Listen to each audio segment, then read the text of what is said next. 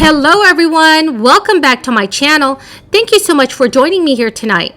Here's your fourth stimulus check update, fourth stimulus package update, and daily news report. I will be going over what Congress thinks about a fourth round of stimulus payments. Also, please make sure to watch until the end of this video to learn how to enter my $75 Walmart gift card giveaway. In 2021, changes on the U.S. child tax credit system meant that most qualifying families are able to receive half of their 2021 child tax credit money in advance, before the other half of the sum is received in 2022 during tax season. As part of the American Rescue Plan they passed in March of this year, Democrats increased the maximum child tax credit. Parents can now claim in 2021 for each of their children under the age of 18 to $3,000 or $3,600 for each child under the age of 6. And made the full value of the credit available to families with no income for the first time ever.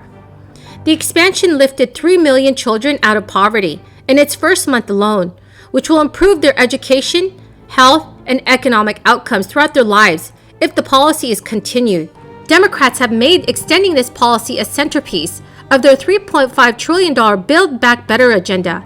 But despite its success, Democrats are only proposing to extend the expanded child tax credit through year 2025 at the latest, because the annual cost of continuing the current expansion will roughly double after related policies from the GOP's 2017 tax law expire. Fortunately, they can resolve this problem, making those related policies permanent. The GOP tax law temporarily doubled the maximum child tax credit to $2,000 and made more high-income parents eligible for the credit as a part of a broader effort to consolidate family tax benefits. Previously, parents could claim a child tax credit worth up to $1,000 for each of their children, and all households could reduce their taxable income by $4,050 for each personal exemption that they claim for themselves and their dependents. Millions of families throughout the United States have received $300 stimulus money. So far, the Internal Revenue Service has sent out more than $30 billion in child tax credits in the months of July and August, with the majority of those being direct deposit.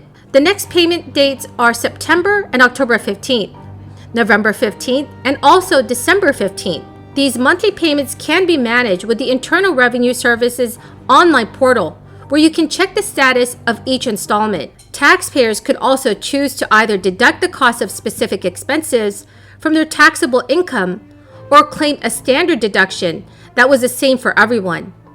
The GOP tax law temporarily repealed personal exemptions but increased the child tax credit, doubled the standard deduction, and created a $500 non-refundable credit for non-child dependents. To keep their bill from adding to the deficit after 10 years, which would have prohibited them from passing it via the filibuster-proof reconciliation process, Republicans scheduled these and many of their bill's other provisions to expire after the year 2025.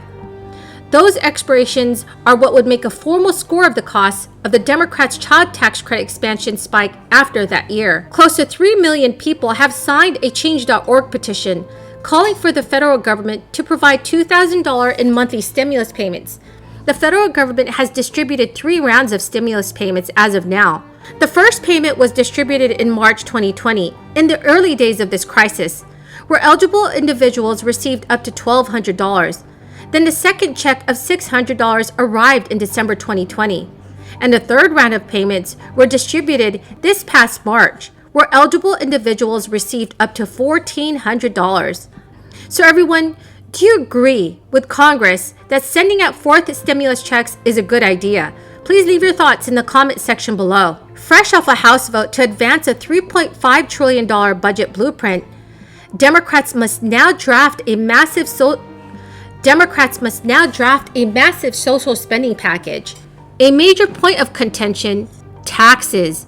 President Biden and lawmakers on both sides of the aisle are interested in enacting infrastructure legislation this year, but face challenges in figuring out how to pay for it. Before Democrats pass the package with likely unanimous GOP opposition, they are facing some internal disagreements over how to fund it.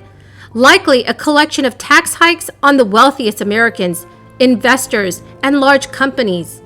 President Biden proposed a 28% corporate rate, higher than the current 21% level. But moderate Democrats like Joe Manchin are already uneasy and say they'd prefer to see a 25% rate instead. So everyone, how do you think that the infrastructure bill should be paid for? Please leave your thoughts in the comment section below. Thank you so much everyone for joining me here tonight. I greatly appreciate it, and I hope some of you found this information helpful.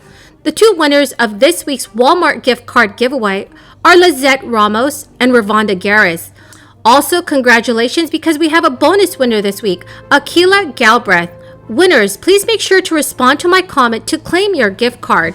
Remember everyone, to enter my giveaway, all you have to do is subscribe to my channel, like this video, and comment below the keyword of the day.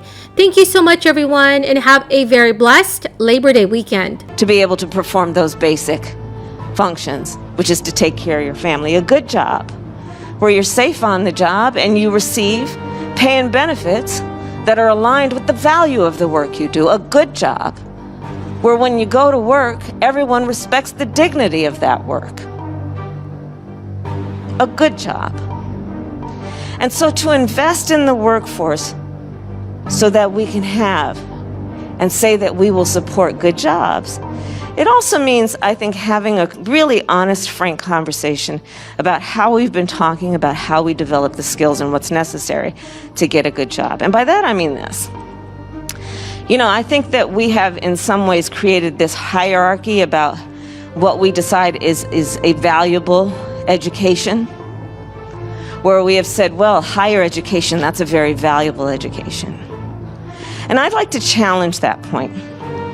I think that instead of talking about higher education, especially where we are now as a country, where we are because of technology, where we are because of the future of work, we should talk about it in the context of education after high school. Here's why. Almost any job that we need to be filled will require some education after high school. That's just a reality. And so let's then agree to that and say we're going to create then a variety of options for an individual to get education after high school. And that option will be, maybe it's a technical college, maybe it's an apprenticeship program, maybe it's a four-year college. But agreeing that we have to invest, if we are to invest in our future and the future of our workforce, in education after high school. And that's part of what is happening here. And also understanding that education after high school should recognize that for a lot of folks, some of the best good jobs don't necessarily require that you're going to walk across the stage with a diploma, but it does require that you'll have the skills to get that certificate